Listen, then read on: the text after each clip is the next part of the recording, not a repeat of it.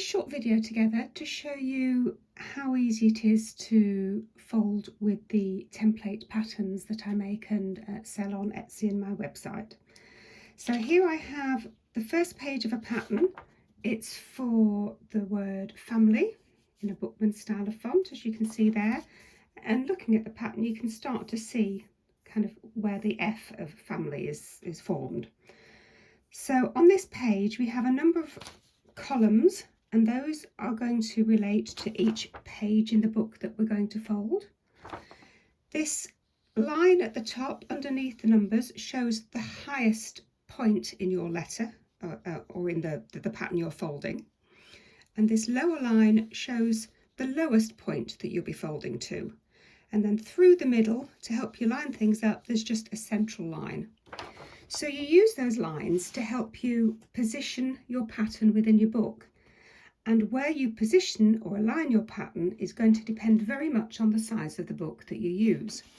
So for example, if I were to use this book, which I'm not because it's my husband's, but if I was, I would line my pattern up so that this central line is fairly central within the book, and then I would crease here at the bottom and fold back. I'll just fold that there, and by folding that sheet of that template at the bottom, I can now line that up on every page that I'm going to fold, and then the pattern will continue in the same position throughout the book. Now I'm not using that one, I'm going to use this book here, and as you can see, this is a slightly smaller book. So now if I put my centre line within the centre of the page, you can see it's going to be about there. So again, I'm going to crease the bottom and fold over the spare part of the pattern. There we go. So now this fold here is where I'm going to line up with the bottom of each page of my book, whereas with the first book I showed you, my fold would have been there. So it allows you to adjust the pattern so that it fits centrally within the size of book that you choose to use. So now I've made that crease along the bottom of the page and I know where I'm lining things up, I'm ready to start folding. So this is, after doing the calculations, this is the first page that I'm going to be folding. So I put my pattern underneath that page, I line it up at the bottom here, and because I'm doing page 1, I line it up so I can just see the number 1 here. And now I take my ruler, and the shaded part shows the pattern that I'm folding on this page, and I line it up at the top of the shaded pattern,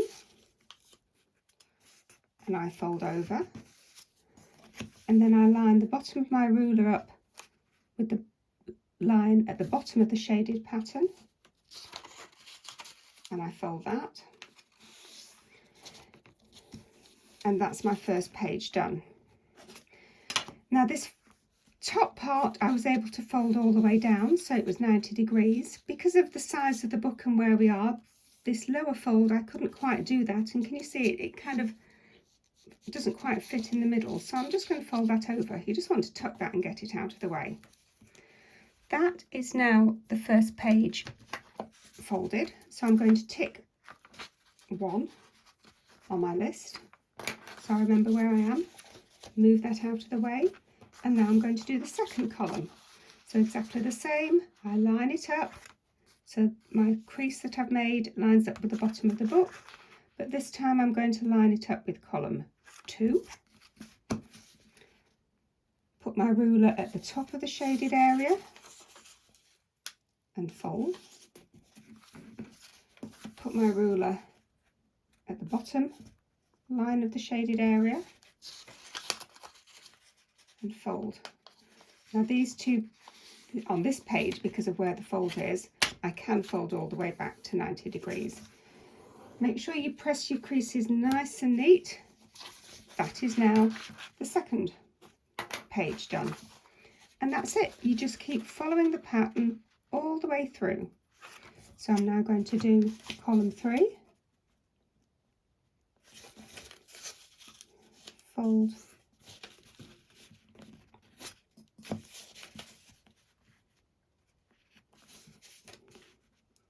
what's most important is that you line up here correctly, because that's going to be the part that makes the word or the pattern, whatever it is that you're folding.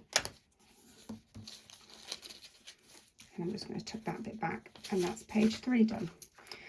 One thing I find useful is to keep this out of the way, because it can sometimes keep springing back and be annoying. I just have an old kind of headband, so I'm just going to put that around those pages to keep them out of the way.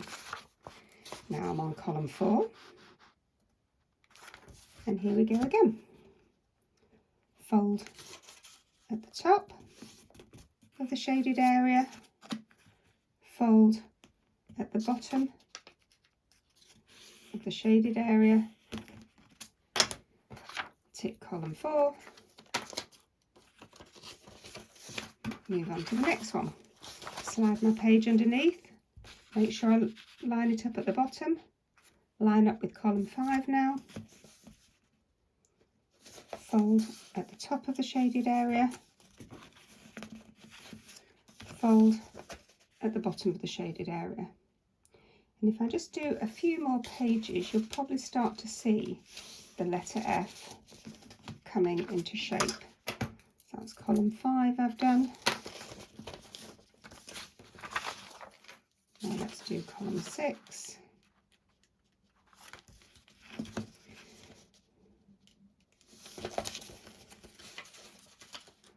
Fold at the top of the shaded area, fold at the bottom of the shaded area. Now you might wonder, because I'm doing the bottom of the letter F, why does that not line up with this lower line here?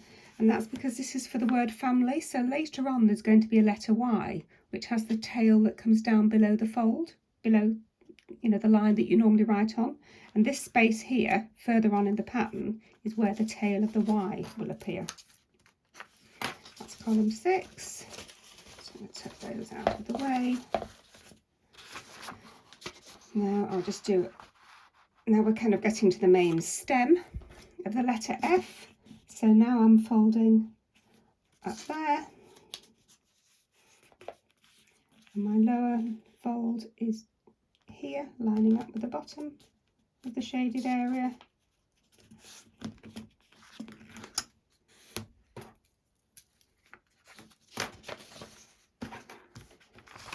Let's just do the 8th column. So fold at the top, fold at the bottom. And as I said, I just tick each column off because it's really annoying if somebody distracts you, or the phone rings and whatever, and sometimes it can be difficult to work out exactly how many of these rows you've done. So if we just have a look, I know I haven't done much there, but if we just have a look, you can start to see the beginning of an F here. So these are kind of the kind of serifs on the letter, and then this is the tall part of the F, and if we carried on it would start to appear within the pages as you continue folding. I hope that helps. Any questions, just give me a message and I'll try and help.